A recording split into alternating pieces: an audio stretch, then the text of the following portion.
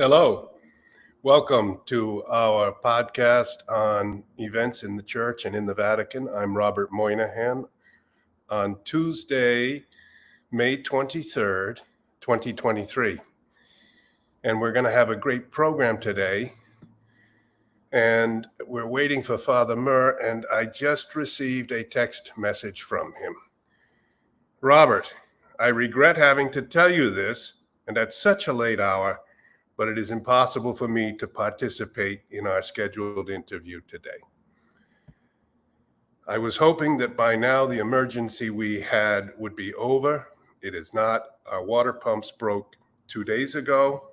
We are battling to get things up and running again. But in the meantime, we have animals that need water and tending to. I am making trips all day with a trailer to fetch water from a public fount and bring it home. It has been crazy. Tomorrow morning, the electricians will be here to install the new pump, and God willing, we will have water in the house and on the farm. No water in kitchen, bathrooms, etc. I have not bathed or showered in almost 3 days. I don't think I should have told you that. All this to say, today is impossible. Tomorrow, if you wish, yes, everything should be back to normal by then. Please accept my apologies. I tried my best to make everything work out, but my best in this case was not good enough. Don Carlo. So, I've asked him to come back and talk with us on Thursday. Today's Tuesday. We will have Don Carlo here with us at this time on Thursday. And what is our topic of discussion? It's the limits of dissent and the ability to go beyond those limits and cause division in the church, or the necessity to speak the truth in charity about problems and corruption in the church, and that this is what we need, even if it gives the appearance of creating disunity. And the figure we're talking about is Archbishop Carlo Maria Viganò.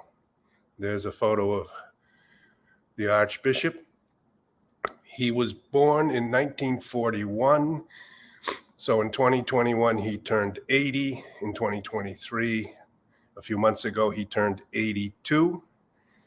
And he has said he feels like he's getting older. He can hardly run anymore, he said to me. He used to be jogging as an exercise into his 70s. And he's been a key figure in the past several years discussing the present pontificate of Pope Francis and all of the problems facing our church and our world today. Many people regard him as a prophetic figure, as a man who is telling the truth, even when it's a difficult truth to tell.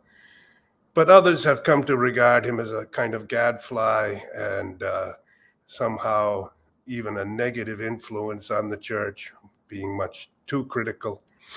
And I'm going to talk with Father Murr about this man and about all that he has been saying about corruption in our church, about a corruption that started with cover-ups of sexual abuse. But then the Archbishop has said the corruption is not simply sexual abuse, but it's really what he calls doctrinal abuse. Now we're showing some pictures here. In this one that's on the screen now, Archbishop Viganò is with then Cardinal Theodore McCarrick, who has now been removed from the College of Cardinals and been removed really from the priesthood. And we refer to him now as Mr. McCarrick. But he was one of the leading cardinals in the world, perhaps the leading American cardinal for many years. And Archbishop Viganò was the nuncio, or the Pope's delegate or representative to the United States, to America, under Pope Benedict from 2011 and under Pope Francis up until 2016. So 2011 to 13, Archbishop Viganò responded to Pope Benedict until Benedict's resignation. In 2013 to 2016, he served Pope Francis. And all of that time, probably the leading prelate in the American Catholic Church was this other figure who we now say is Theodore McCarrick, no longer a cardinal. What happened was, after Viganò went into retirement in 2016, 2 years more passed by until 2018. In the summer of 18, he began to prepare a dossier called his testimony. And that testimony was published at the end of August 2018. It's almost 5 years ago now. And that exploded on the church and on the world, because in that document, 11 pages long, Archbishop Viganò made a clean breast of everything that he knew and had been troubling him for a number of years, and said, we've had cover-ups in our church of sexual impropriety, of sexual abuse. And among those cases were those of then Cardinal Theodore McCarrick, and that even Pope Francis had been advised of these problems and had nevertheless retained then Cardinal McCarrick as one of his chief advisors, including on trips to China. At the end of that document, that testimony, in August of 2018, Archbishop Viganò made the powerful and astonishing call that Pope Francis actually, because of his awareness of this situation, take the decision to resign himself the papacy. And this started this so-called, we might call this Viganò phase in the church. It's now going on 5 years. And what that is a figure from the very next to the very top level of the Vatican, a figure who had worked in the Vatican under John Paul II, a figure who had worked throughout the pontificate of Benedict XVI, and a figure who had been retained for several years by Pope Francis himself. We sometimes refer to the man who knows where all the bodies are buried. He was an inner circle figure who was now becoming a whistleblower, a truth teller, and he ruffled an awful lot of feathers. Here he is in 2015 alongside Pope Francis. This is 8 years ago now.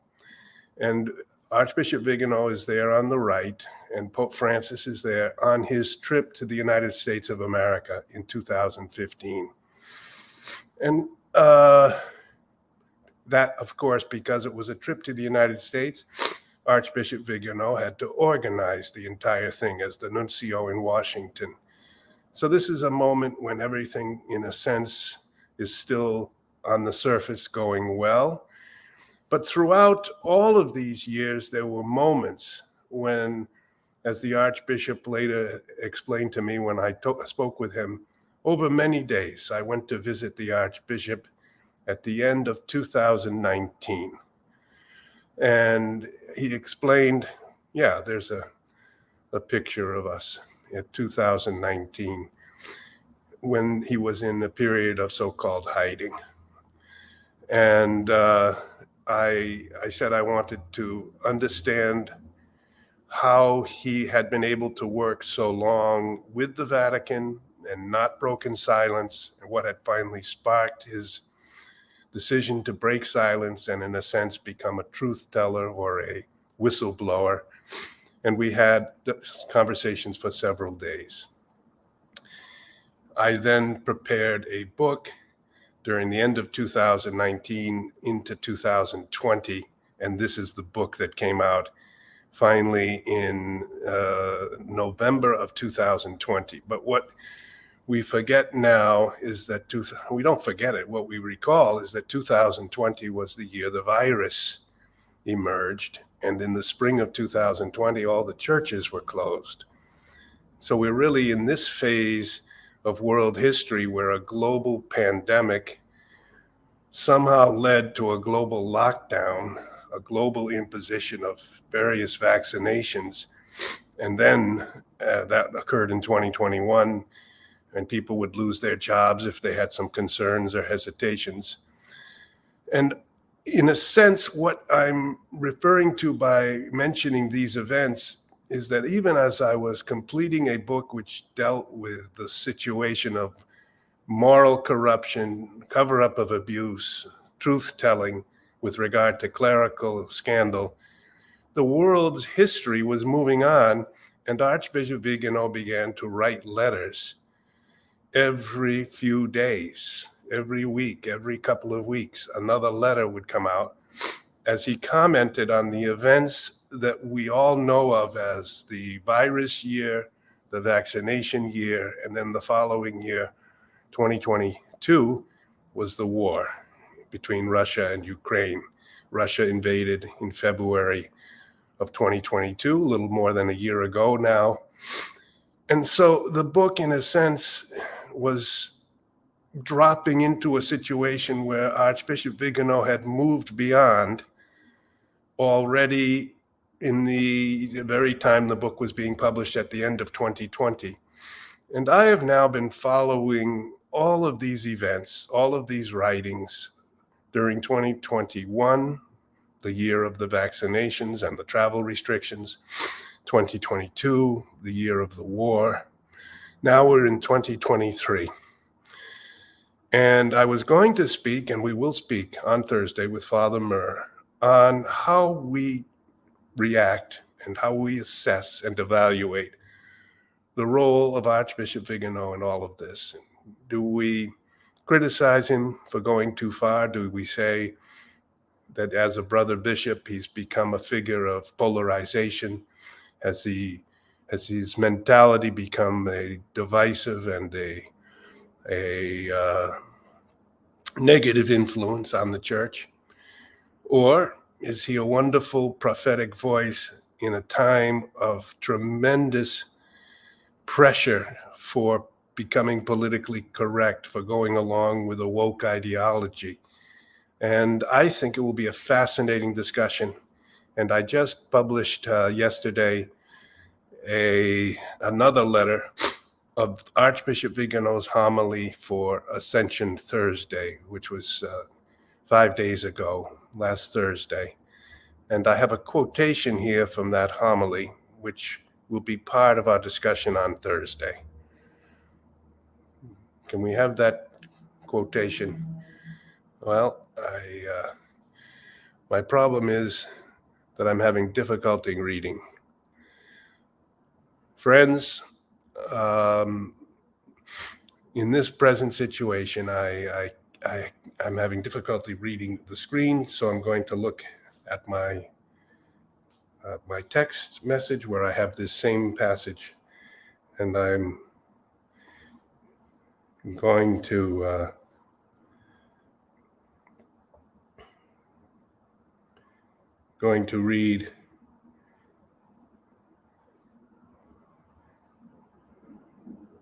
read this message to you.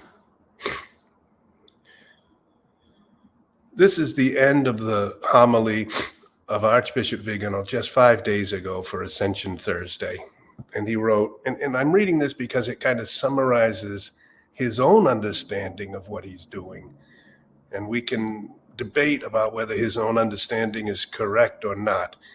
But I'll read this passage because it gives an insight into the man as he is right now. He says, "Let us all therefore treasure, everyone, from the leaders of the church to the humblest faithful, the time that remains to us." And he's writing this as an 82-year-old man. "Let us remember the time we have left in this mortal life before finding ourselves before God for the particular judgment." A kind of testimony to his faith in the soul, existence of the soul, and the judgment of the soul. A faith which is in many ways brought into doubt in the modern world, where human beings are regarded as creatures that do not have souls by the vast majority now of modern science. If even just one soul has been won over to Christ by our preaching, by our example, by one of our good works, one of our good words, we will be able to serenely show the Lord that we have multiplied the talents received and hear the answer. Bravo, good and faithful servant. Enter into the joy of your Lord. He's imagining himself in judgment on him and on his life before Jesus Christ. And he's imagining that if he has had a positive effect on one soul, that it strengthens the faith of that soul, calls that soul back to the good path, that he will hear a word of approval from Christ at the final judgment. You may make of this what you will, but this is a man who is still understanding his own role in his own life in terms of the salvation of souls, which is in the church's canon law considered the supreme law of the church. In other words, if anything we do helps the salvation of a soul, it is licit, it is to be approved of, it is to be applauded. We will be able to discuss the work and writing and life of Archbishop Viganò on Thursday. I look forward to you joining us at that time with Father Charles Murr, who has an emergency with lack of water and with animals who are thirsty on his farm. So I ask you to be patient with me and with us. We are mere mortals and fallible, but we are attempting to present the things we have seen and heard as witnesses to the events of the church in our time in these next podcasts. So I wish you well now. Have a wonderful day and see you again in 2 days' time on Thursday. Thank you.